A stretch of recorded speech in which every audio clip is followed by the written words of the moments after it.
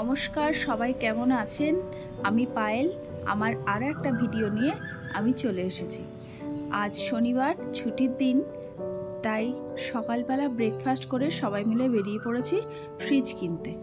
আপনারা তো সবাই জানেনই আমি পুনেতে শিফট করেছি নতুন, তাই এখানে ভীষণ বড় একটা শপিং মল আছে, অ্যামানোরা মল বলে। তো সেই মলেই আমরা গেছি ফ্রিজটা কিনতে। আপনাদের দেখিয়েছিলাম আগেও একদিন আমি ফ্রিজ কিনতে গিয়েছিলাম, কিন্তু সেদিন আমরা ফ্রিজটা নিতে পারিনি, কারণ আমরা তো এখানে রেন্টে এসেছি, তো তখনও আমাদের রেন্টের এগ্রিমেন্টটা হয়নি, যার জন্য ফ্রিজটা নিতে গেলে আমাকে রেন্টের এগ্রিমেন্টের পেপারটা আমাকে দিতে হতো। তো সেই জন্য আমরা নিতে পারিনি। আর এই সপ্তাহে আমরা এগ্রিমেন্টের পেপারটা আমাদের হয়ে গেছে, সেই জন্য ভাবলাম, ওর বাবা বলল চলো আজকে ফ্রিজটা নিয়েই আসি। তো আমরা একটা ক্রোমার শোরুমে ঢুকেছিলাম প্রথমে। তো এখানে দেখেছি অনেকগুলো ফ্রিজই, কিন্তু আমাদের ঠিক অতটা পছন্দ হয়নি। সেই জন্য এখান থেকে বেরিয়ে আমরা আরও একটা শোরুম ছিল রিলায়েন্স ডিজিটাল বলে, সেই শোরুমে যাচ্ছি।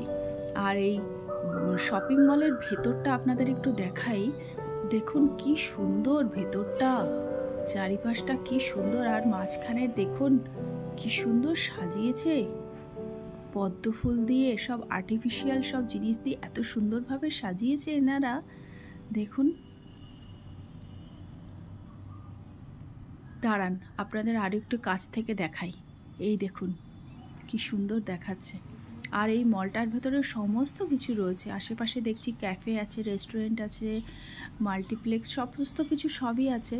কিন্তু তবুও যেন রাস্তায় যেতে যেতে যে ছোট ছোট দোকানগুলো আছে না, চায়ের দোকানগুলো, সেখানে দাঁড়িয়ে একটুখানি দুজনে চা খাওয়ার মজাটাই কিন্তু আলাদা। যাক, চলুন আমরা ফ্রিজের শোরুমে চলে এসেছি। দেখুন এখানে প্রচুর ফ্রিজ ছিল, কোনটা নেব কোনটা নেব না কিছু ডিসাইডই করতে পারছিলাম না। লাস্টে স্যামসাংয়ের যে ফ্রিজটা মাঝখানে দেখছেন ওটাই সিলেক্ট হলো। আর এদিকে দেখুন ছেলের অবস্থা, এই যে নতুন একটা ফ্রিজ পেয়ে কি করছে দেখুন।